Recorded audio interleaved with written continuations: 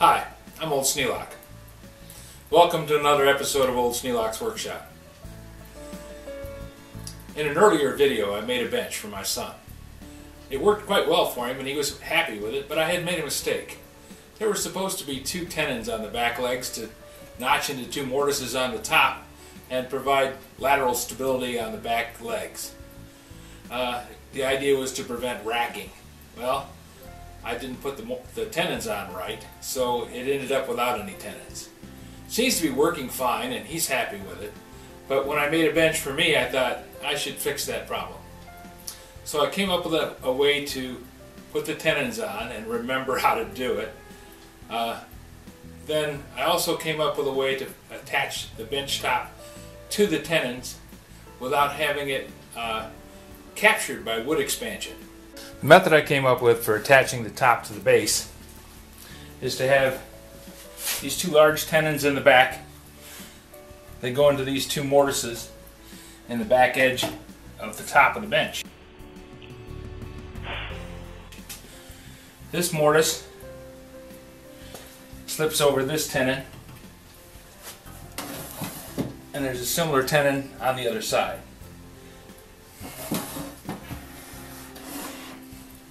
This one's bigger only because I'm working with a 4x6.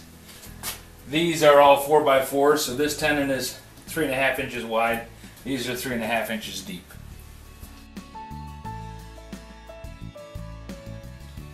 The tenon on this end is 2 inches thick. That allowed me to just blank off a section of the 4x4 and put the 2x4 on the outside of it, fasten that down with screws and glue so that this outside edge is a unit. These are stringers that bolt in that keep the bench from racking this way.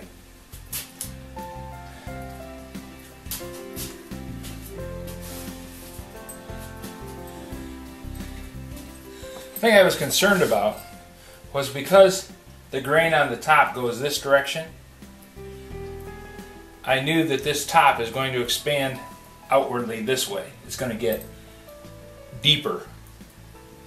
Lengthways it'll stay about the same because that's the way the cells in the woodwork, they expand and the little tubes expand, and that makes the tubes wider, so it makes the board thicker. So this bench is going to get wider this way. It will not change this direction. That means this mortise has to float on this tenon. It has to allow it to slip back and forth. I left enough room in the back side there for about 1/4 inch of movement. I don't think it's going to go much more than that. If it does, I may have to make further adjustments.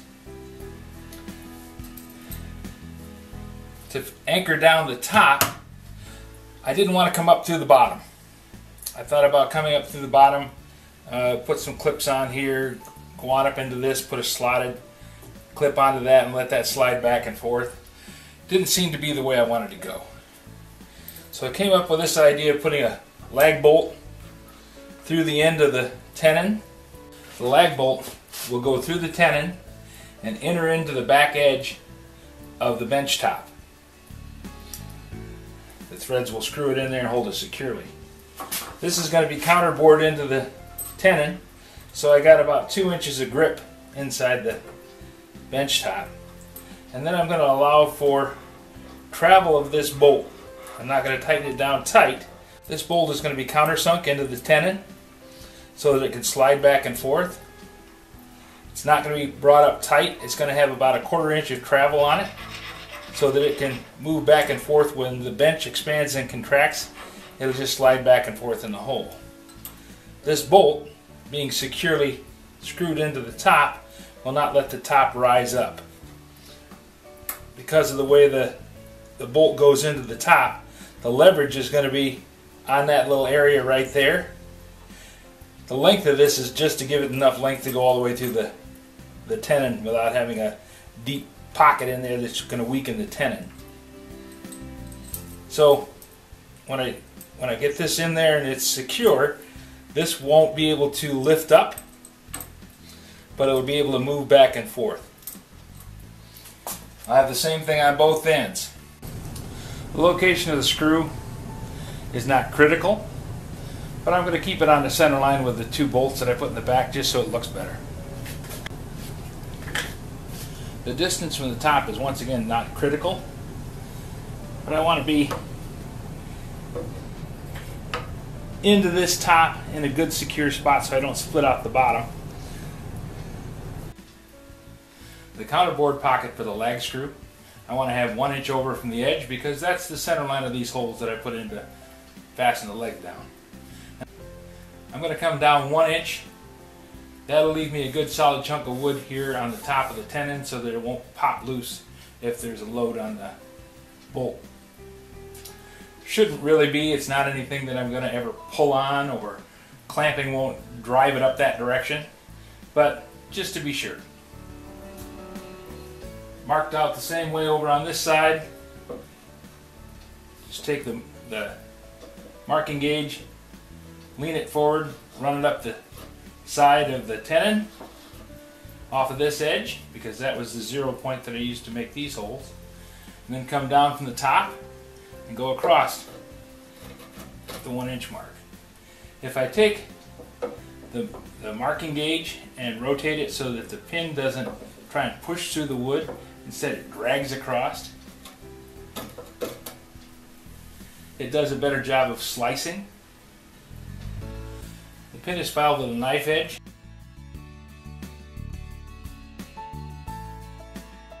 So as it comes across, it tends to slice rather than as if the pin was rounded, it would tend to catch and dig in. So that makes the marking gauge that much more efficient. So I want to rotate the gauge slightly and drag it across. That will leave a nice clear mark across the grain of the 4x4 that makes up the leg. Same thing on this side.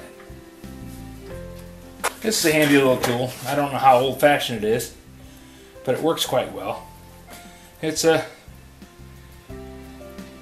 nail set center point. By putting that against that and then pulling back on the spring, I can drive the point of that into the wood.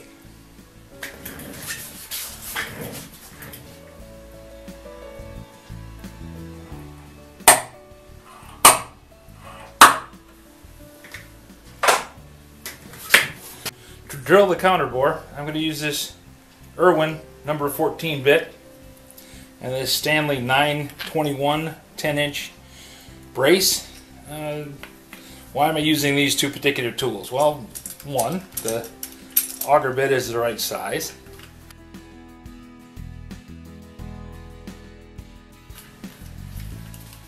To allow the washer to go down into the bottom of the pocket. It's newly sharpened, so it'll cut well. The 10-inch auger, or the 10-inch brace, gives me enough leverage that it's not going to be a hard pull to make the hole in there. I'm going to drill this in about a 1/2 inch. That'll keep the head of the bolt back inside the leg so that I won't bang my leg on it if I have to walk around the back of it.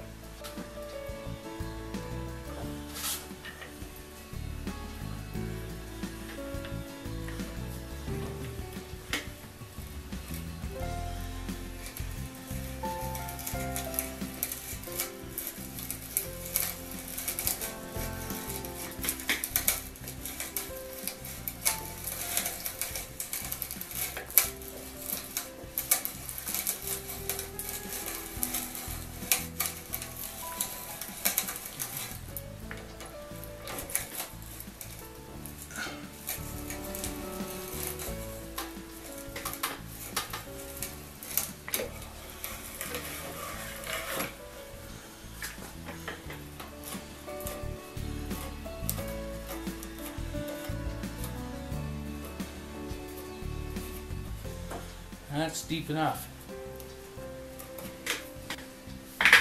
Go over here and do the same thing.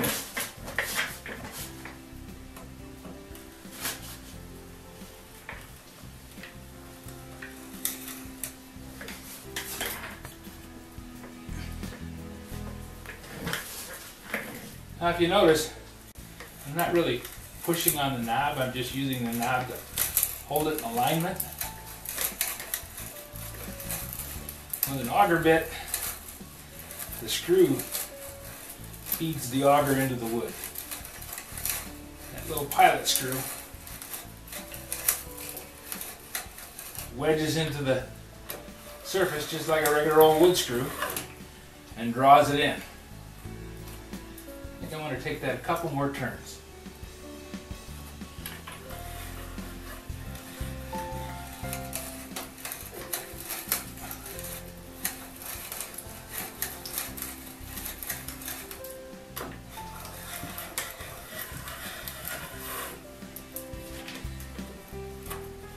There we go.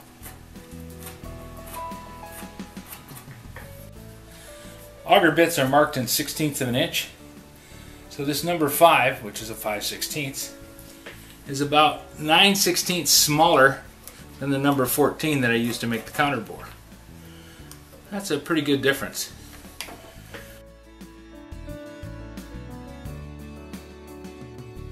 I won't need anywhere near as big a brace to cut the hole, because this one spins real easy.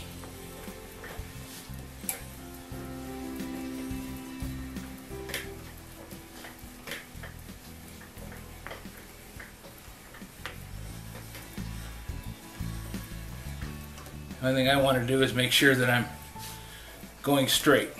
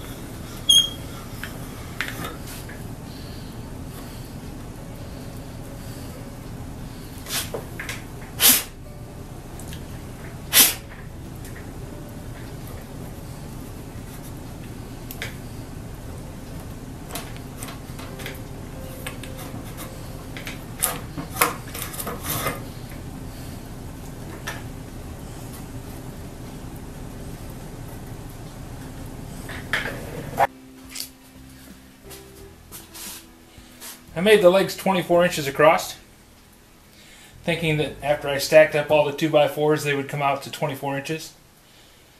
I ended up 23 3/4 on this end and 23 7/8 on that end.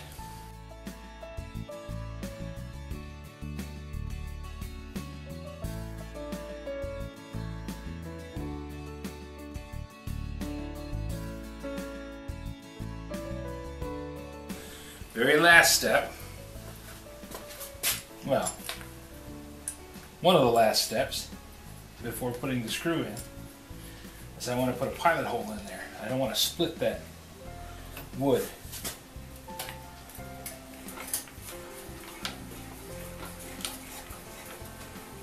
My screw is going to go 2 inches long, so I'm going to take this auger bit 2 inches into that top.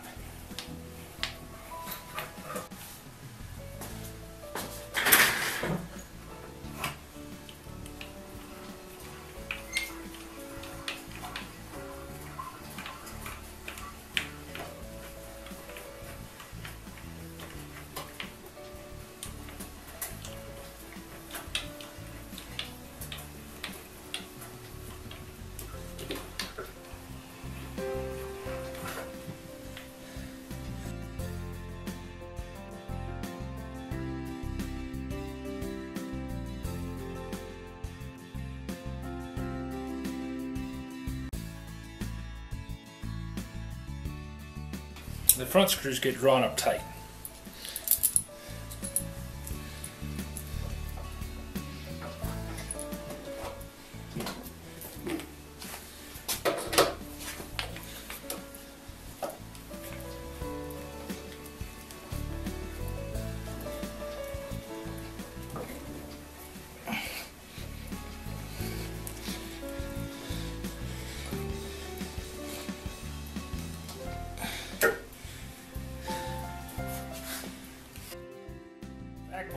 because they're essentially slide pins, just get drawn up until they're into the pocket. We want to have some clearance for that.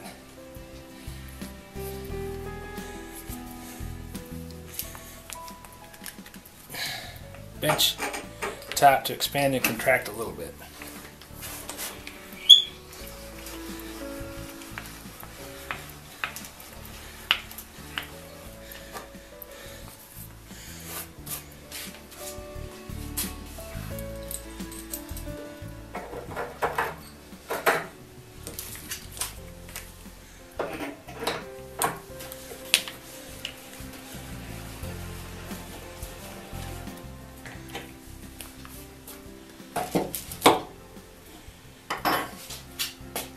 Completed.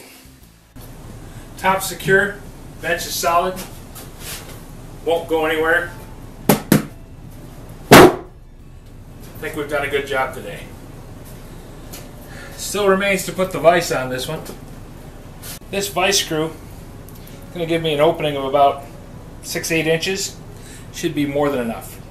I got this vise screw as a throw-in on the deal for my son's vise on his bench, because the screw or the nut was broken.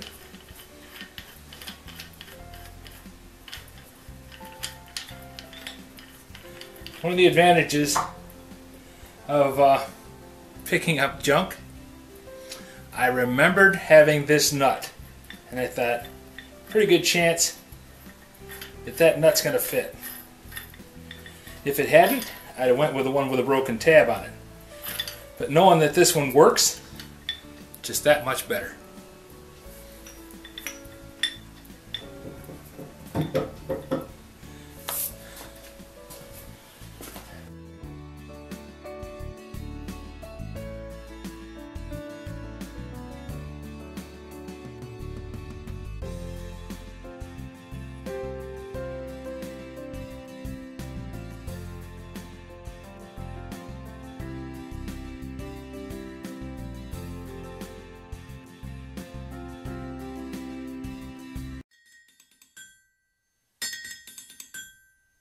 Old Sneelock here again. Thanks for watching. Have you subscribed yet? If you enjoyed the video, please take a moment and click the thumbs up.